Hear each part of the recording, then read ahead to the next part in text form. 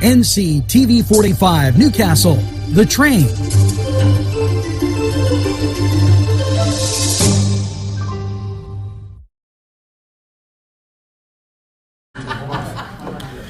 Okay, we're live. This is NCTV45. This is NCTV45. We're live at the Confluence for the Act 47 movement.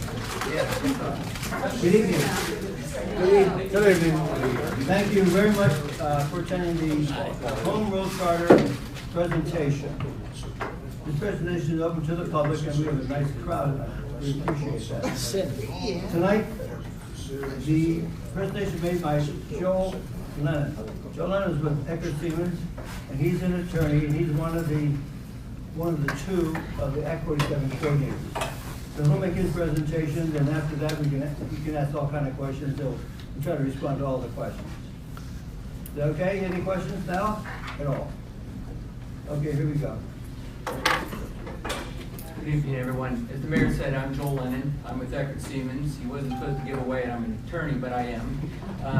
We are part of the Act 47 coordinator team for Newcastle. We team with PFM from Philadelphia, and you've seen some of their folks, Gordon and Deanne, are here from time to time, and have been working on the Act 47 for Newcastle since the beginning. What I was asked to discuss today, maybe I can do it without the mic, but I've been asked to do... Speak up, please. I will. What I've been asked to discuss today is the Home Rule Charter initiative and what impacts that has for the taxing authority of Newcastle, and why we in the exit plan recommended that Newcastle adopt a Home Rule Charter. Let's start with the exit plan. We put together an exit plan for Newcastle that was passed by City Council in August. The reason for the exit plan is that under Act 47, you can only stay in Act 47 for a certain limited period of time. And at the end of that period of time, we either have to say you're good enough to exit Act 47, or you need to stay in, or there is a third, more drastic possibility, which is there's no hope and a receiver needs to be appointed to come in and essentially take control of Newcastle. We didn't think that was the remedy here because that essentially gives up hope, as I mentioned, but you weren't ready to exit either.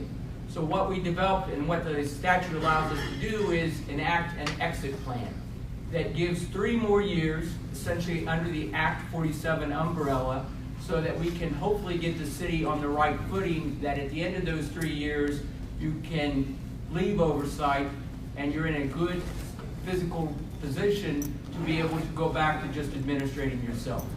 So that exit plan, we recommend the city do to try to put itself on better physical footing, to try to entice people to stay in Newcastle, to try to entice new people to come into Newcastle. That's the purpose of the exit plan. And that will end in December 2022, and at that point in time, there will not be any further Act 47 oversight, and either you will be able to leave Act 47 and go on your own, or the other alternative is to go to the state and ask for a receiver to be appointed. One of the initiatives that we put in the exit plan was to adopt a Home Rule Charter. And I'll get to the reason for that, but what a Home Rule Charter does is you are currently governed as a third-class city by certain statutes in the state. The Home Rule Charter essentially takes you out from those statutes, and the charter is then what becomes your governing document. Right now, it's the statute. The charter will be your constitution, your menu as to how you perform. And that charter can go in a lot of different ways. It will be something that ultimately you as voters will have a chance to say yes or no to. But the first step for a Home Rule Charter is to form a study commission. So what's on the ballot on November 5th is, first of all, do you want a study commission to just study the idea of a Home Rule Charter? That's all the study commission is going to do. And then if it chooses to recommend a Home Rule Charter, it will then bring that back to a vote for the voters to say, yes, we want to adopt the charter that you, the study commission, came up with. The other thing that's going to happen on November 5th is to elect 7 people to be on the study commission. So those are the only 2 things that happen on November 5th. Do we want to study the idea of a home rule charter to see if that's to our benefit? And we'll then vote on it?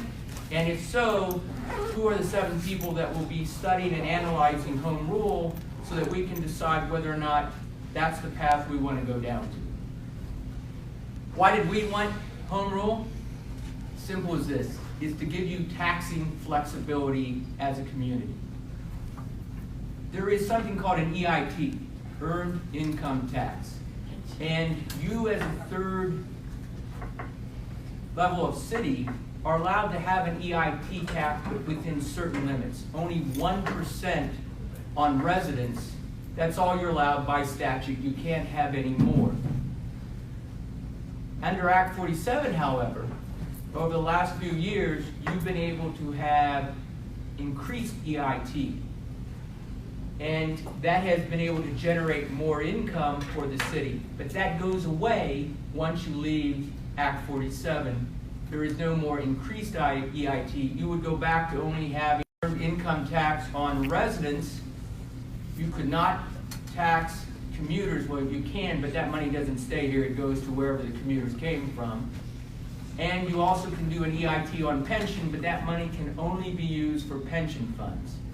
Right now with Act 47, you're able to have an increased tax on commuters and increased earned income tax on residents, but again, it goes away.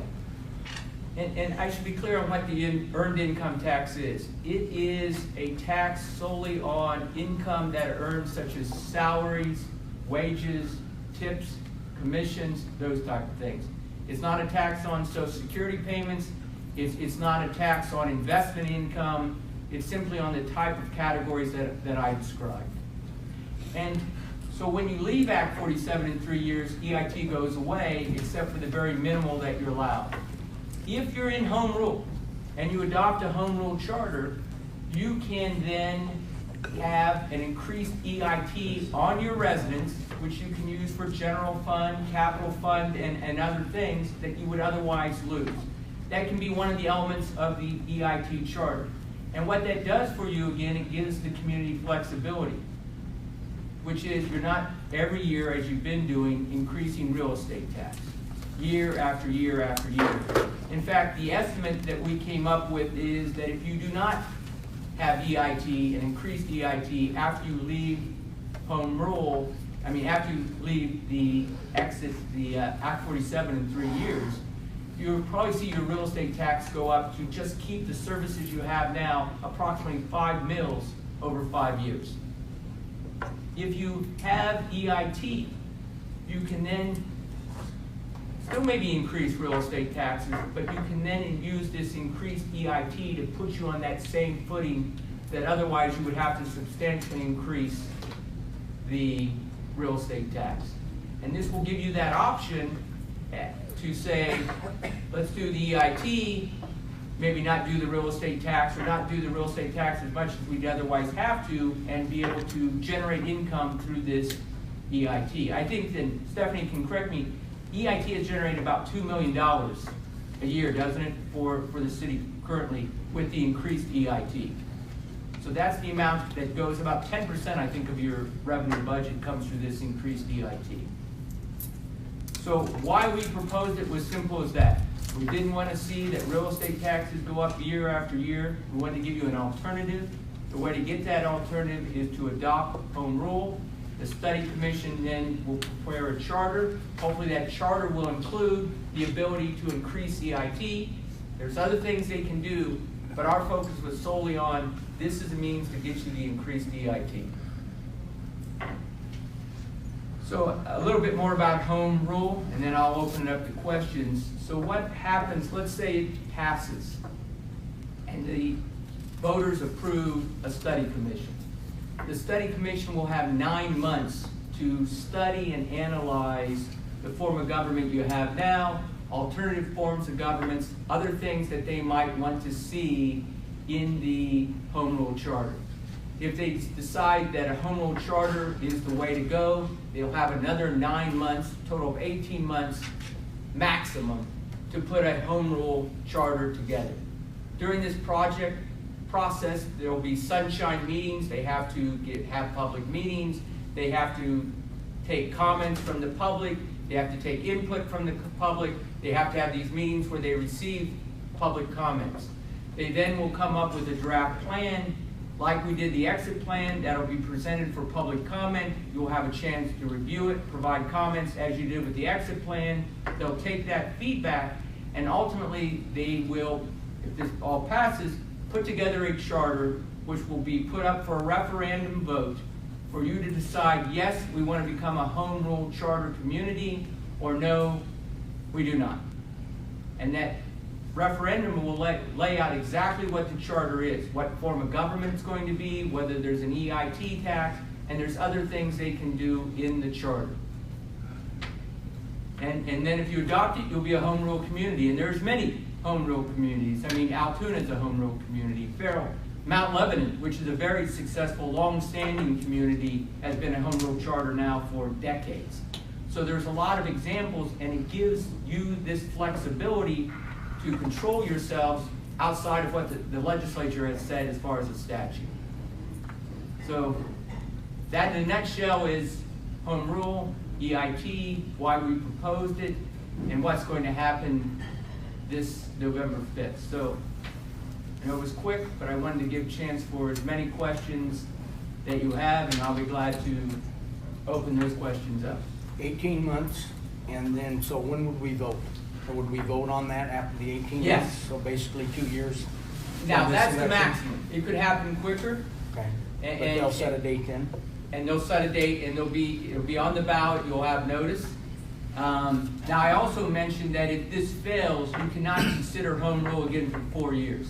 So that it's in the statute. I can't tell you why. I guess they don't want it coming up every couple of years. But after that, this period, if it fails either this November 5th or down the road, 4 years before you can bring it up. But yes, the maximum amount of period of time, so it puts a time constraint on it. They got to get it done, is that 18-month period. You mentioned about a pension tax. If a person's getting a pension, would they be able to tax that? No, I'm sorry. Okay, There is an EIT tax, not on pension, on earned income, wages, salary. Just wanted to clarify. That is used for pension funds for public employees. That's something that is not impacted by any of this. It's a status quo. It'll remain the same. That already exists. that Excuse 5 me. mils, did you help me out, put that in a percentage possibly on 400? 400? 400, 400 per mil? 400,000 per mil, the mayor About says. 35% About increase. the- And would that strictly be on city property tax, or would that be on city and county property? We are only for city. Okay. Sir, so you're at what, 14.226 now? Okay. Ballpark? You would go up in that 5-year period to 19.226, thank you. That's what it would do. Does this mean that if they adopt home rule, they'll get less funding from the legislature for streets or No. because they won't be under that? No. No. This They'll is still simply be- a different way. You're still eligible for the things you're eligible for now. You're simply no longer governed by the third-class county city statute. You're governed by your charter, which sets forth how this community would be governed. But it Okay, would not make you ineligible for any funding that you'd otherwise be eligible for. okay. During this time, we'll still have a mayor? That would be, well, you can or you can't. Okay. The charter, and this isn't why we did it, but one of the things you can do and can be studied is changing the form of government. For example, I think this Mount Lebanon does this. They have a council, but then they have a hired, city manager. City manager. So that's a possibility. You can change the form of government. You can keep the form of government the way you want. The charter allows. The reason we wanted it was, though, to give you that EIT flexibility. Sure. But that change would come in at the same time we vote after the committee went through it, as far as changing the government?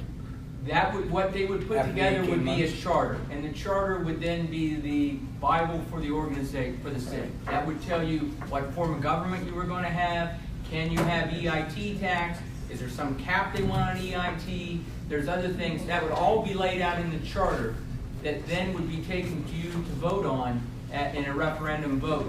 And it would lay out the total way that the city was gonna be organized, what this new form of government could do if it was a new form of government, what the old form of government could do under the charter. That would all be in the home rule charter for vote.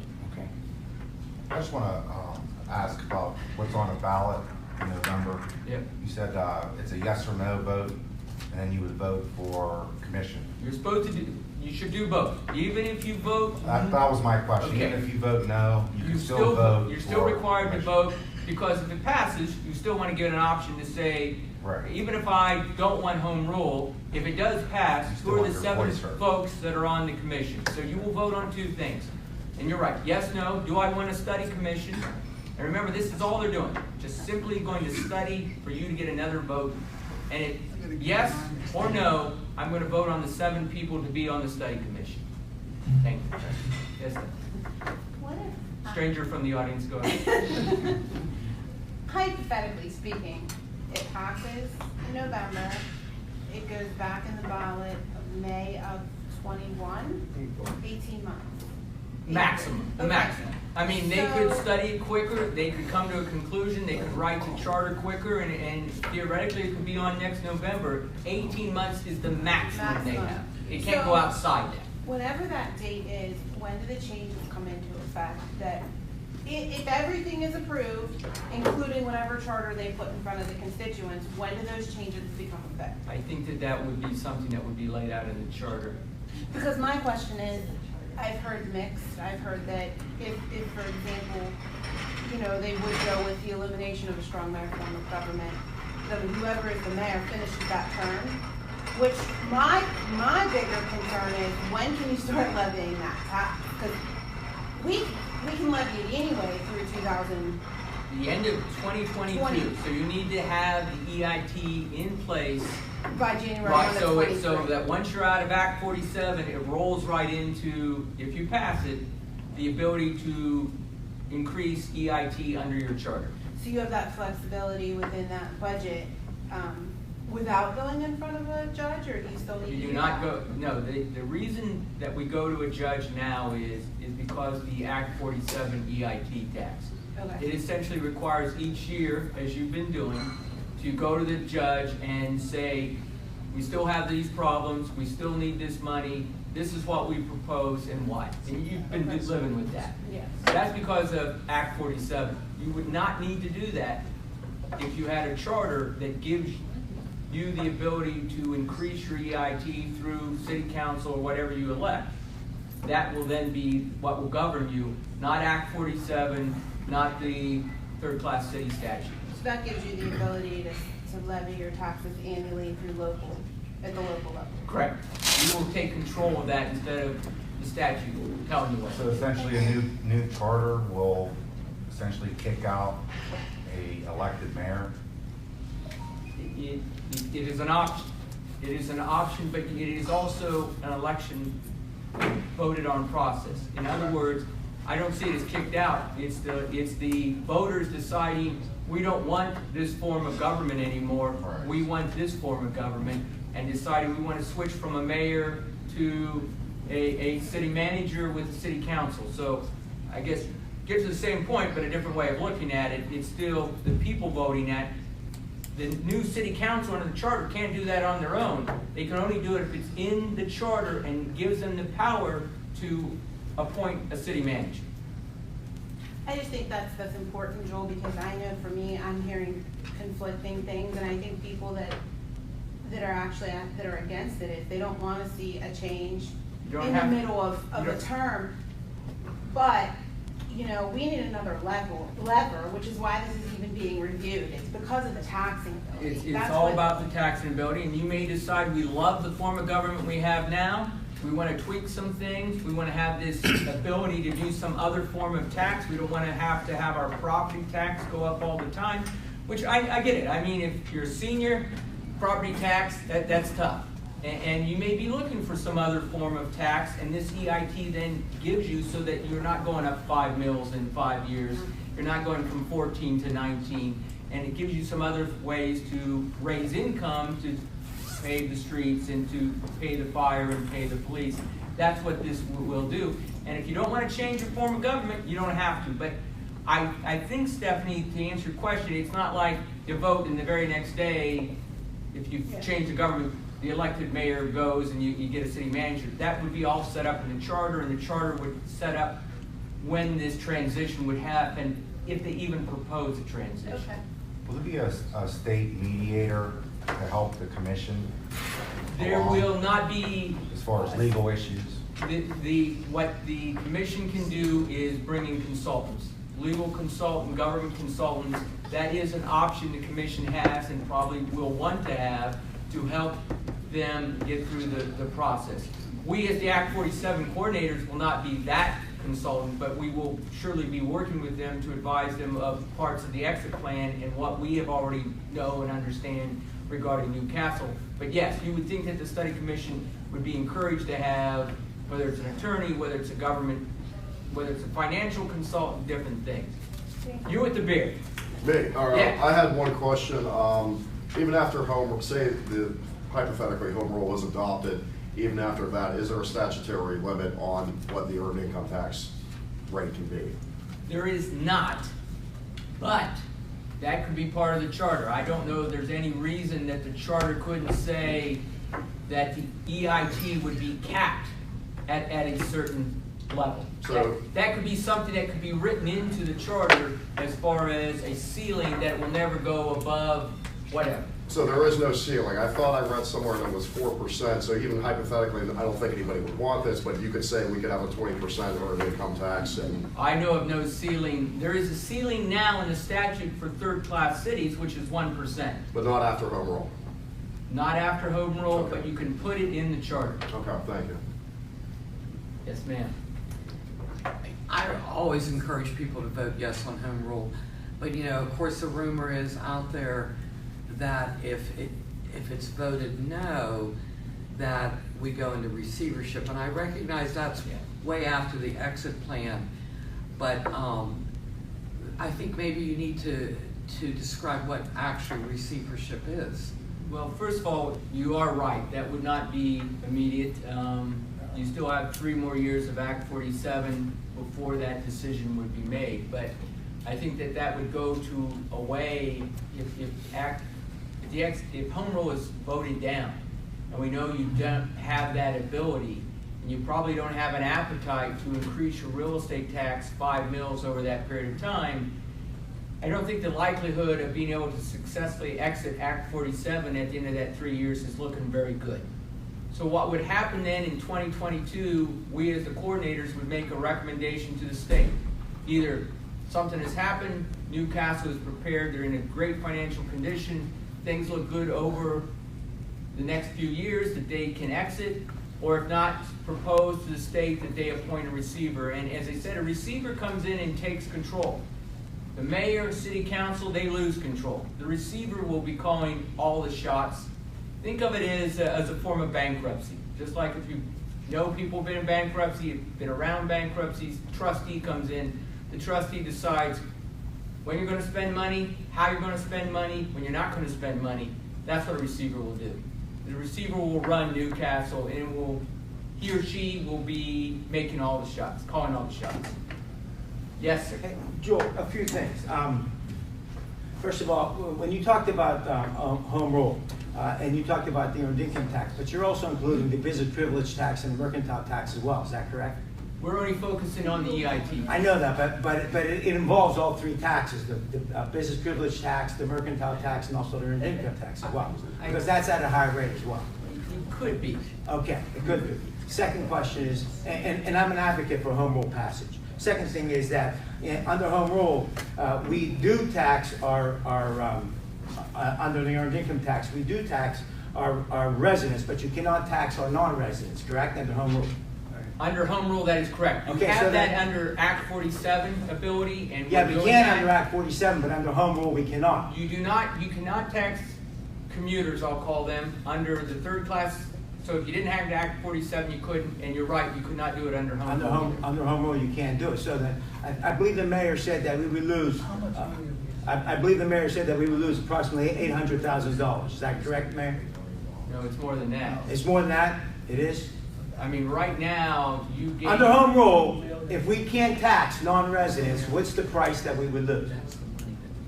Oh, you mean you mean losing the commuter tax that you have now? You would tax the commute, you would not be permitted to tax the commuters. Correct. Okay, so. I don't know what that number is that you get solely from the commuter EIT. Stephanie, do you happen to know? I wanna say it's probably about 3 million, because I think it's 2 on the one side that would draw, Right? and 3 on the other. Because I think the end number was between 4 and 5 million. So you're still losing, under home rule, you're still losing X amount of dollars unless you raise the tax on your residents. Correct. Yes. Okay.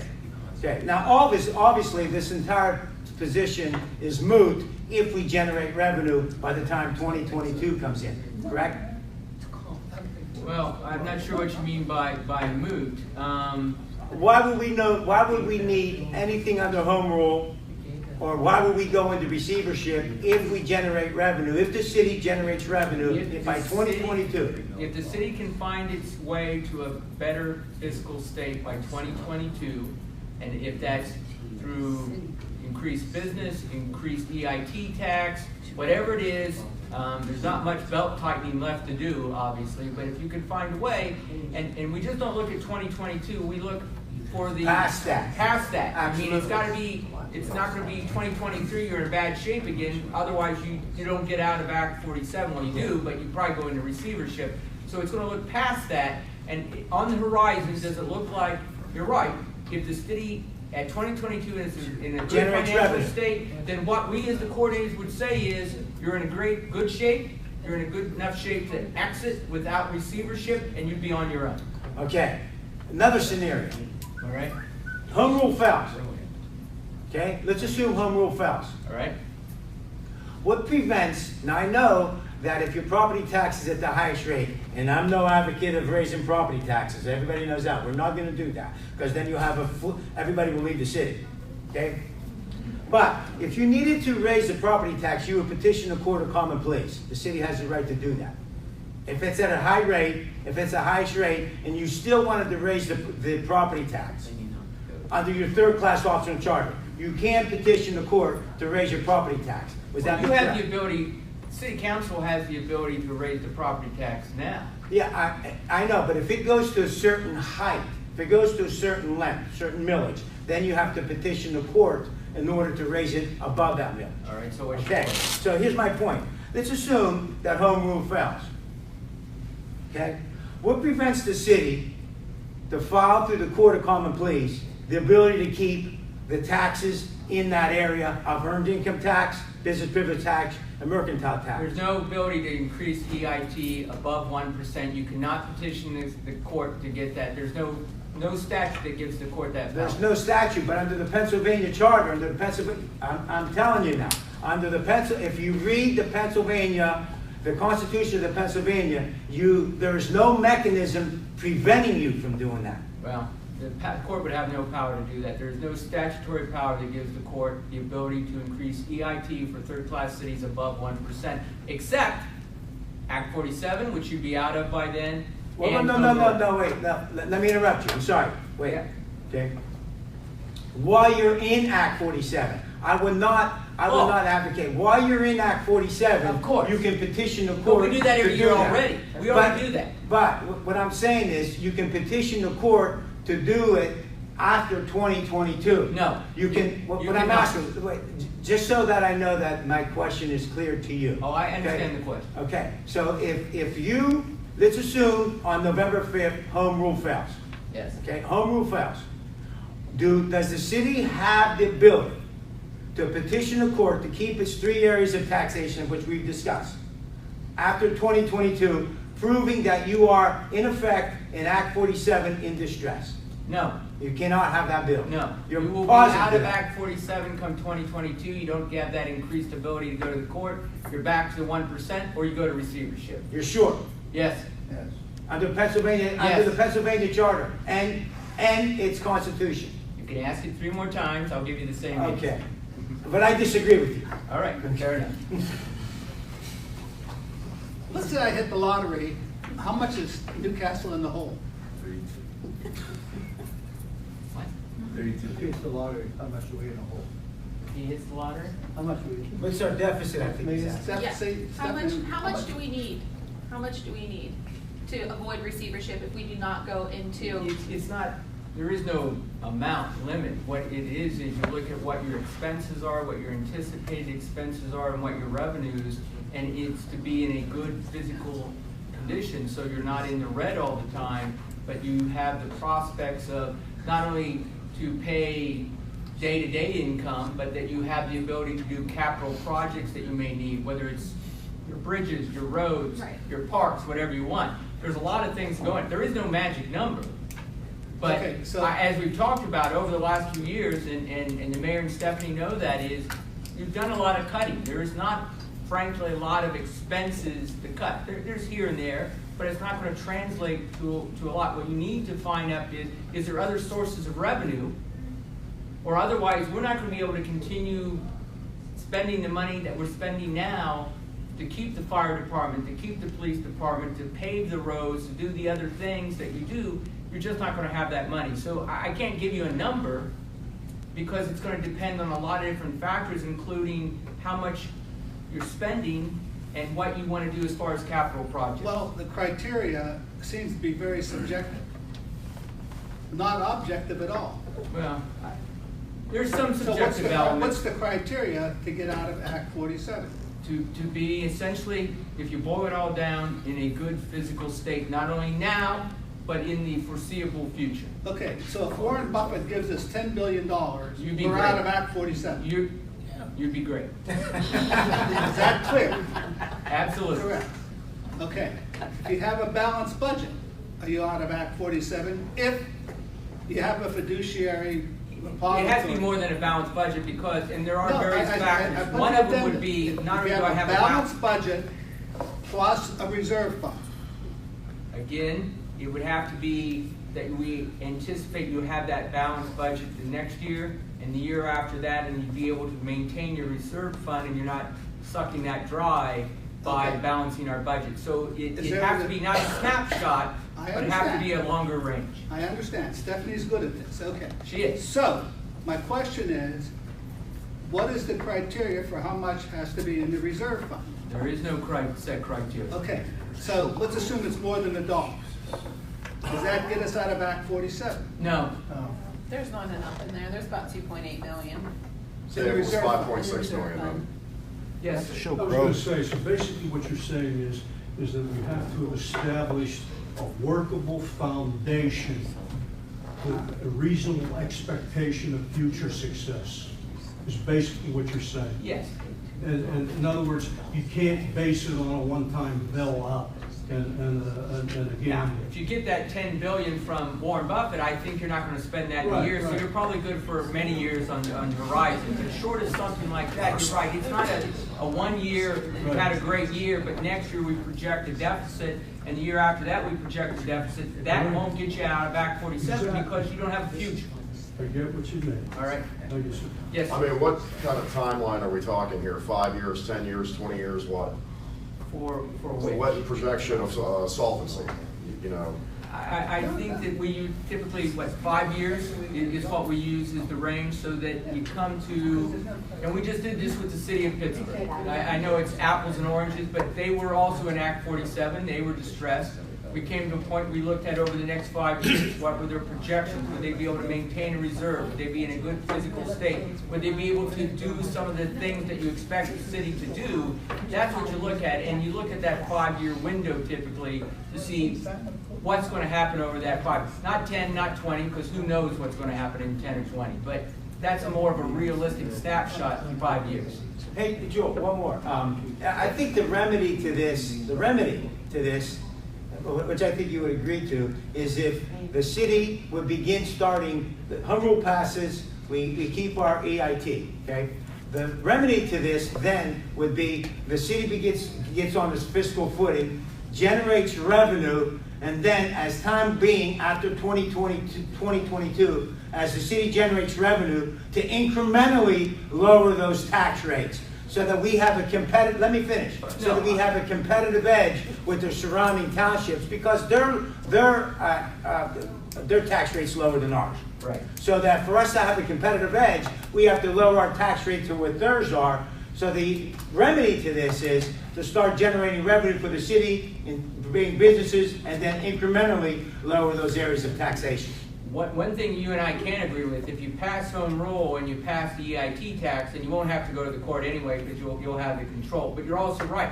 EIT doesn't mean it has to go up all the time. At some point in time, you have the ability to lower. Decide that we put ourselves in a good financial state. We can decrease this EIT tax. It'll be up to you if you get to that point. Yeah. No, But you're going to have that home rule, as you said, home rule with the ability in the home rule charter to have an EIT tax. I think what Mark's saying, and I think that the key to what he's saying is that a home rule gives you the ability. It doesn't mean you have to do Correct. it. It's just a lever that you can push if you need to. Because the only lever we have now is property tax. That's pretty much so it. if there is revenue, like Mark says, to cover all of that, then you don't have to have your EIT any higher. But the ability's there if you need it, and that can be looked at annually. Yeah, and that's the key. It should be looked at annually. Like It's we do something now you with should, like property you do tax. now, That's like right. like we do now with the EIT, Yeah. decide to go to the court and say, hey, we need an EIT, and we've increased the EIT over the years through Act 47 because we look at it and we say, this is what's needed to fill the pot, because we don't want to keep increasing the property tax, and we know certain monies are needed, so each year you should look at it and decide whether or not I increase the EIT or whether or not I can decrease the EIT. But you're right, though. But I think everybody's looking for the remedy, and I'm convinced that is the remedy. The remedy is obviously to eventually, lower those taxes and increase the revenue, and we have a window to do that. Yeah, I mean, whatever you want, we call it flexibility. It gives you more options. Yeah. And you're just not real estate, because whoever said it, you keep doing that, there won't be many folks left in Newcastle. They'll be out in the Shannon or Correct. wherever Good. because of property tax. Yes. Okay. Quick question to Stephanie. You said 1%, right, on the EI? Currently, that's what you're allowed by statute, By 1% statute. on residents. How many human beings are subject to that taxation in the city? You know how many people pay? Yeah. Well, any resident that earns I income. can find out, but I don't know off the top of my head. I don't want to. Because right now, and the reason why that's difficult to answer is because right now we collect EIT from non-residents as well. Yes. So when I see it come in monthly, there's a larger quantity because the non-residents, we keep a portion and the rest of it we send home. Back to the Shannon. And that would then go away, you would only have that resident component. But you also you receive EIT tax from other communities where your citizens are working too. That's correct, through that reciprocity, yes. Yes. That answers it. All right. Yes. Question for you. You all put a study together for us right before the city council voted on the Act 47 exit strategy, just giving us a look at our financial future over the next few years. At the end of this exit, will you be doing a similar study? Because I have heard people ask questions, how do you determine what we look like in the future, the Warren Buffett mention and such? We will evaluate the pathway then, which is either the city's ready to get out of Act 47 or it's not, and propose to the state receivership or what other options may be. Right. But yes, there will be an analysis at the end of that 3 years of essentially one of those two pathways. Would that just be internal for you all, or would that be something that would be? It'll go through the same process, especially if it's a exit, Act 47, and you're done. Yes. It's the same process you saw with the exit plan. It's public notice, it's a study, it's a chance for comment, it's public hearing essentially, and then it's not behind closed doors, no. Understood. So all it's basically sunshine. a repeat of. It is. Sure. It'll be the repeat. Thank you. Yes, ma'am. You said that one of the conditions that would be looked at for us to exit Act 47 would be that the city be in a good physical condition. Correct. How is that defined? Again, there's no black and white. Come on, Mayor. It's not defined. It's essentially looking at whether or not you have, if you boil it all down, do you have the ability to pay for the things you need to pay? Are you solely relying on your reserves? Do you have the ability to fund capital projects? Is that solely for this year, or will that be for the next 5 years? There's no number. No, there's I'm limit, not, but those are the things I'm that not you asking look at. fiscally. In the criteria you listed a couple of times, you separated fiscally from the city being in good physical shape. Now, you may have meant fiscally? Fiscally. Okay. Financially, sorry. Okay. Financially. So as I understand it, if in a few weeks, people vote to have the study commission, and that's a yes, we have the study commission, right, Mary? Yes. We have the study commission. They have 18 months to come up with a plan, correct? Well, it's really broken out into two things. There's a 9-month period to do the study, I'll call it, to analyze, to look at the options, and then they essentially say, you know what, we think this city would benefit from a home rule charter. They then have another 9 months to put the charter together. So it's 2 pieces over 18 months. Okay, and let's say they have a home rule chart. Okay? That gets voted on, correct? Absolutely. Okay, and let's say that's approved. We are out of Act 47, is that correct? No, you're still in Act 47 until the end of 2022. That does not magically get you out of Act 47 because we still have to look at the Act 47 criteria at the end and see whether or not, let me put it a different way.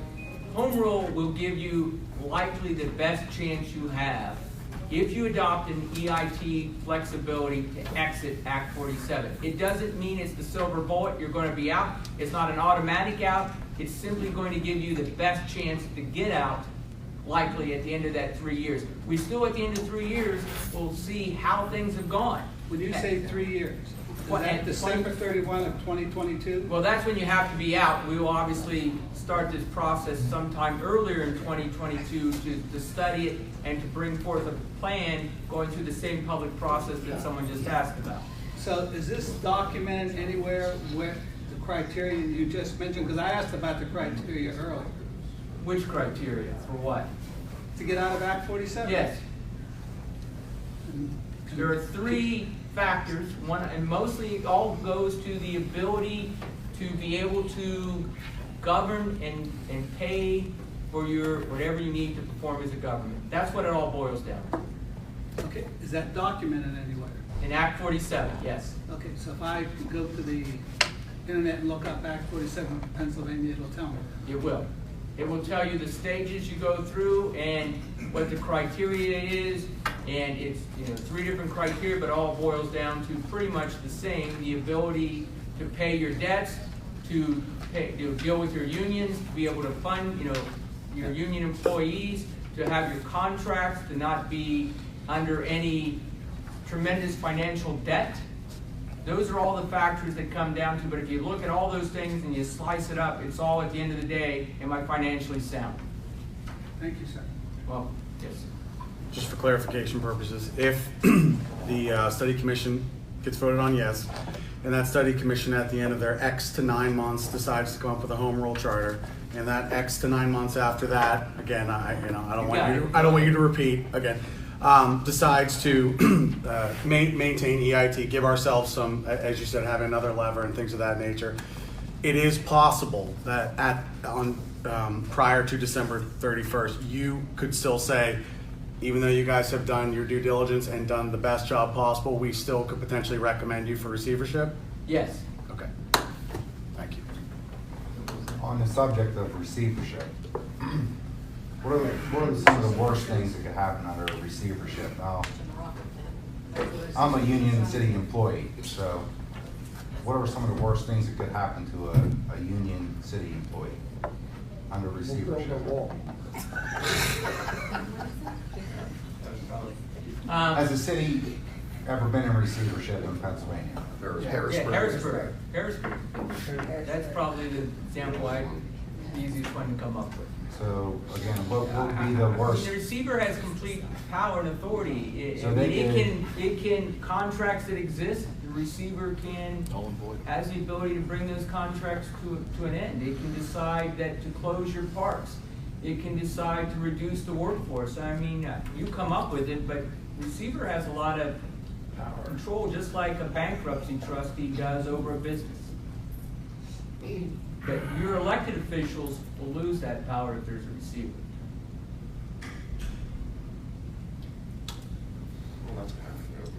I mean, it's not a good option. Oh, it might be the only option. It ultimately might be. But this is a way in the interim to still give yourself a chance. So on that same subject though, so a receiver could essentially say, we no longer can afford a fire department. We want to go Contract it out, volunteer. Go volunteer. We Or no longer make a can afford contract a with. police department, we'll have the state take over for state police. There could be a lot of things like that. Yes.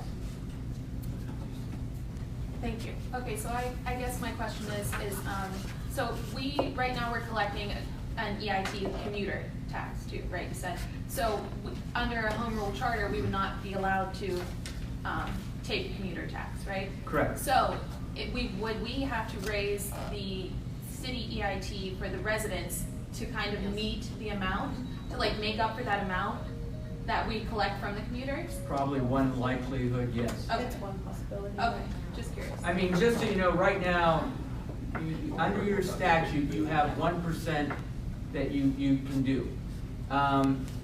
Act 47 gives you another way to do for day-to-day and also for capital projects, and we do that both. Some of the money goes for the day-to-day operations, some goes for capital projects. Then there's this separate pension, EIT, not on anyone's pension, again, it's to pay for pensions, that you still would have and remain, that's separate apart from Act 47. Okay, so the city residents would absorb that commuter? Right. Again, in some way or another. Potentially. Yes. Okay. Depending on how you word it, what you do, but it's a way, otherwise, it's all going to go, if you want to keep the same stream of income, your only other option is going to be property tax increase. Okay. I'm not sure who can answer this, you or possibly Stephanie. So to make up for the loss of non-resident earned income tax, what would be the optimal rate if we go through the whole home rule thing? Well, like percentage-wise? I don't know that off the top of my head. I don't know if What is our percentage now? 2.1. Pardon? He asked what the percentage was now on city residents. Well, overall. Non-residents are two. And I think city residents are 2.1. I can't quantify that off the top of my head, I don't want to speculate. Is there I a just ballpark, know though? that, I guess it would just, not that this is the perfect answer, but I guess it depends, because if you don't have to supplant all of that with EIT, there could be alternate revenue sources. You could look at your business privilege, you could look at your property tax, it could be a combination. What I personally like about home rule, and the reason why I'm an advocate of it, is because I believe it gives us another option. What it is right now, as of 19, is 2.1 on residents, 2.2% on non-residents, and that's the 4 different pots where you can get EIT from. Act 47, the statute itself, the pension, but it totals 2.1 and 2 now in 2000. I was just kind of saying, in the kind of the scenario that you didn't want to raise property taxes, I mean, what would be, you know, kind of an ideal rate of what we could expect? That's. Yeah. Pardon? I said, what do you want to set it at to keep your autonomy, you know? That's what you'd have to decide. You know? Can a receiver raise property taxes? They can do anything they You want. pretty much can do almost anything they want. I wouldn't go that far, but they can do a lot of things. No. I don't know why they couldn't. You don't know why they couldn't? We wouldn't lose the EIT tax from the commuters until after 12/22. Correct. So even if we have home rule in place for the rest of that time, we're still gonna have that revenue until December 2020. 2022. You're still under the Act 47 umbrella until then. The commuter EIT doesn't go away until you exit one way or the other Act 47. Okay.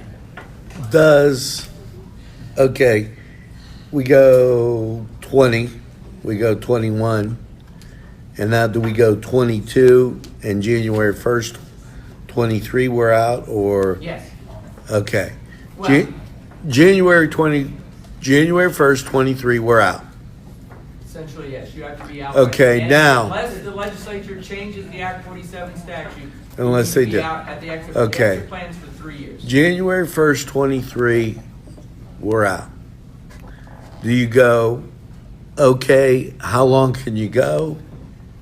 Or is it incumbent on you guys to make a decision for January 1st, 2023? All things staying, We'd start that process well before December 2022 to evaluate whether or not you're at the position to leave or whether we think you need to, the state should consider a receivership. who makes the appeal on your call? What if there's not any agreement? I'm not sure I understand the question. Okay, you know, like the NFL, I don't think it was interference. We call upstairs. Who, if we don't agree with your evaluation, do we go to beyond that? Well, the way the process works, the same as the exit plan process works. We come together, we draft a plan. We then publish that plan, we put it out for public comment. We then have a public meeting where you can give us comments. Then we, as the coordinators, make the decision whether or not to proceed with the plan.